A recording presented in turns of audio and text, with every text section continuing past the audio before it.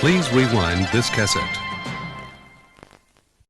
A haunted house. Wow, Kellogg's Mass. Scary how I love those sweet little puffs of wheat.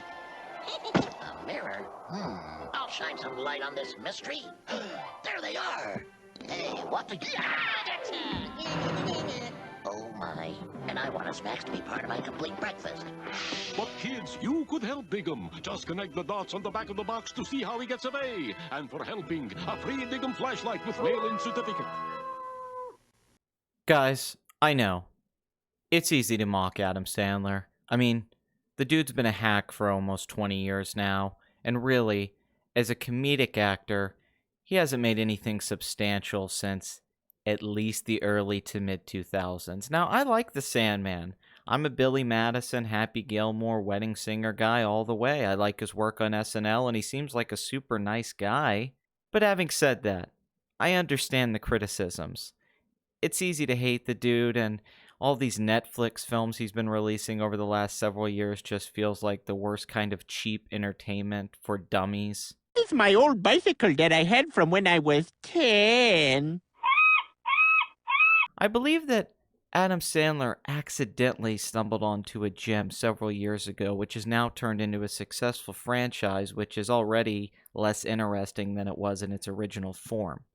For the only animated film I'm going to cover in this series, let's talk about something that I really dig from the great Gendy Tartakovsky, the guy behind Dexter's Laboratory, Samurai Jack, Primal. I mean, this dude is easily one of the best animation directors in the world. I think he's one of the best action directors in the world. Have you ever seen his Clone Wars stuff? It's like amazing. Let's take a little visit to Hotel Transylvania. This is Halloween Rewind.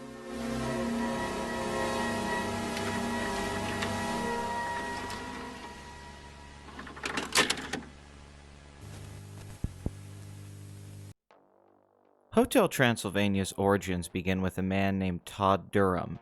He based it off a book that he wrote of the same name and created a Bible for a franchise that he thought would include films, television shows, video games, and even theme park rides.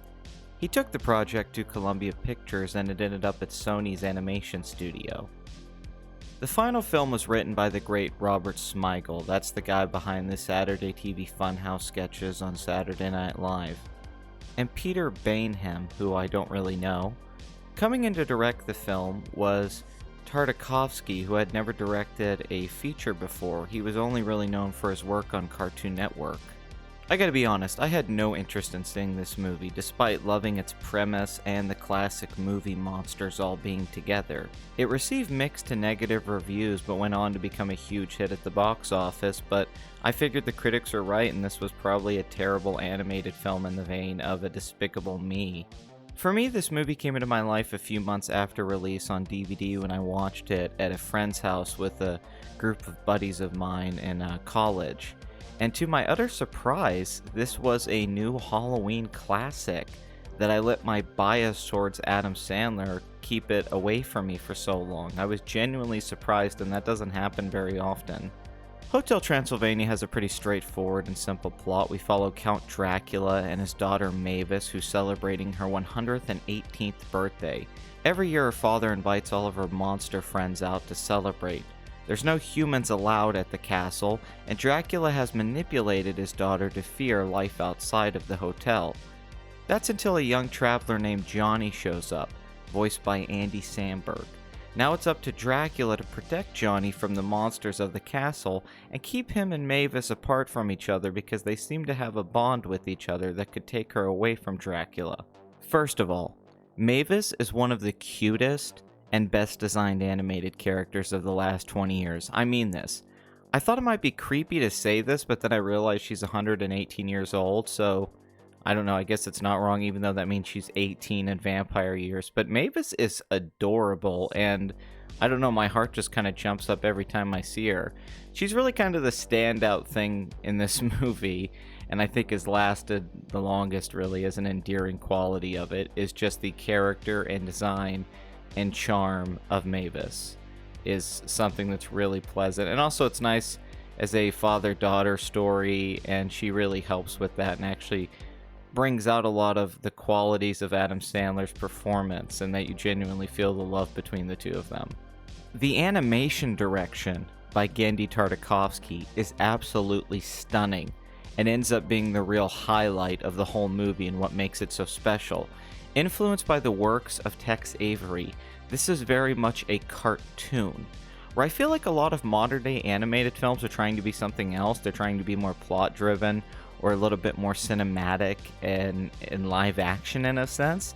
This movie embraces the art of animation and uses the form to create a kinetic energy with non-stop creative set pieces, unique and really dynamic camera work, and dozens of visual side gags and slapstick humor that's just really jam-packed with things for you to look at and tons of content. This is really one of the most just energetic and unique, creative animated films I'd seen in a really long time. This reminds me of when Brad Bird did like The Incredibles, and I feel this way about Tartakovsky doing this film.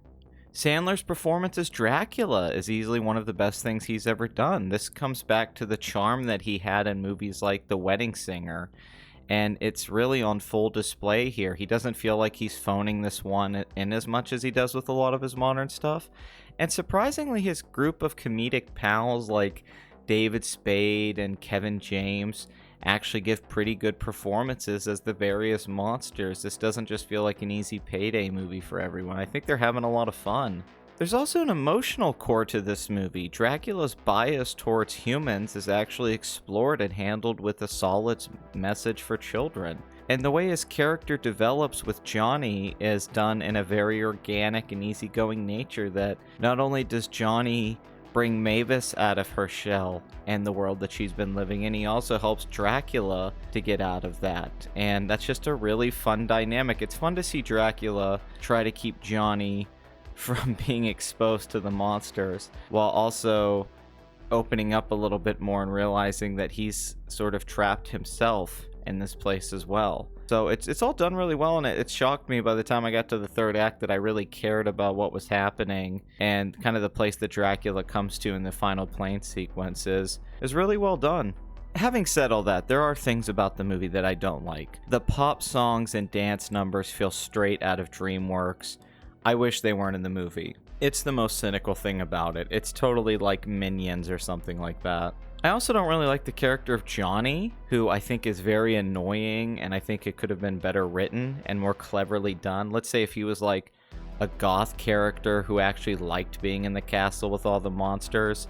Instead, he's just a moron who's scared of everything around him, and it doesn't really work. I'm not saying this is like a very witty movie, but it has a certain level of quality that it meets that's pretty good, but Johnny feels below that quality, and every time he's on screen, it does one of his, like, stupid things, or is just goofy and all that, and isn't very charming in the way that I think they expected him to be charming. It takes away from everything else that's really working, so I wish Johnny was a different character, even though I like the idea of Johnny coming into the castle.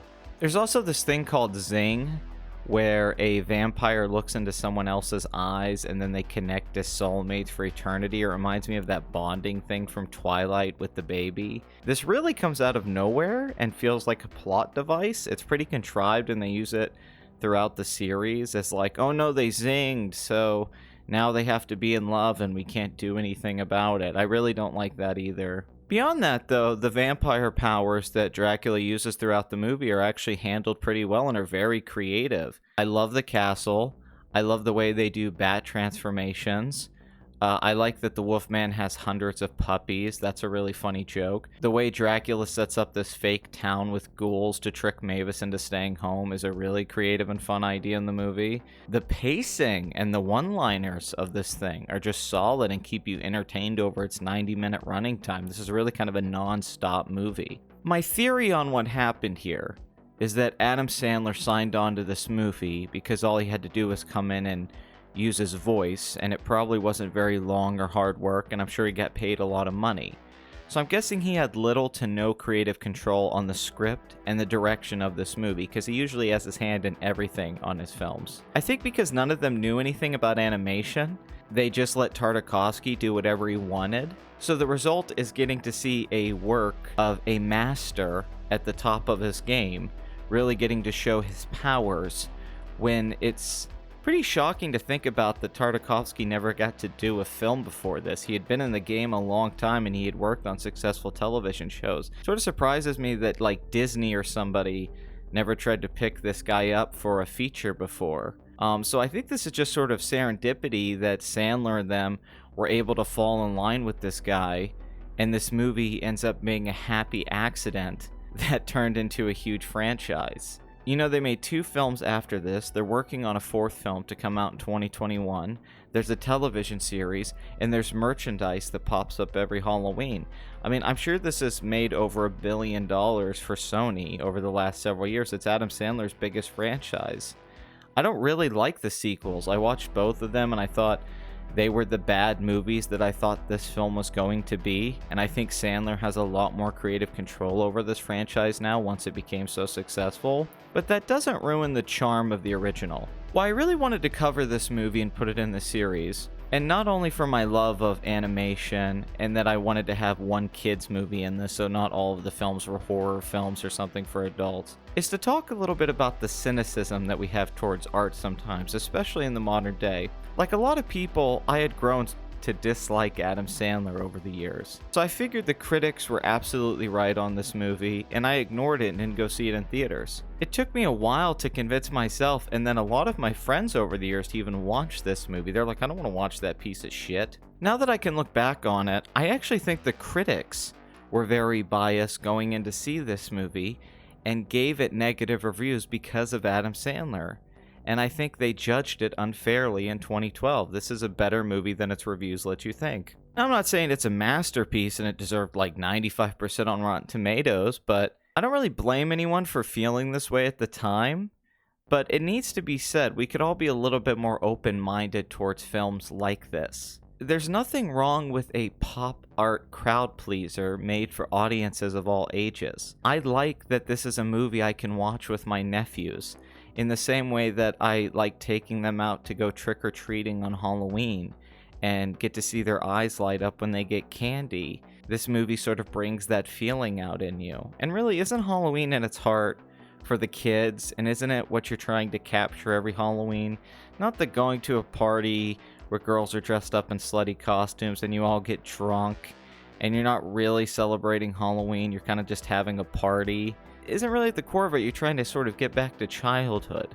I would put this movie in the same category as something like Monster Squad or one of the Scooby-Doo animated movies that I loved so much as a kid. It's not a great work of art, but damn if it doesn't put you in the right mood for the holiday. In the month of October, this is a great film to include in the rotation, especially if you have kids. But even if you don't have kids, this is a really easy movie to put on and watch over 90 minutes, and it doesn't ask too much of you, but it gives you a lot back in return. Hotel Transylvania is a creative, cute, and warm-hearted tale of fathers and daughters, the dynamics between them, and how we hold on to things sometimes, and we have to learn to be able to let them go.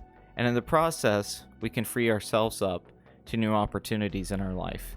But this movie has a bit of a spooky twist with that, and that's what makes it special. And Mavis, oh dear sweet Mavis. Johnny isn't good enough for you, Mavis. He just isn't good enough. Anyway, there's only one more Halloween Rewind left after this. I hope you guys have been enjoying the series. I've been enjoying making it. Give me some suggestions for movies for next year. And, I don't know. Happy Halloween.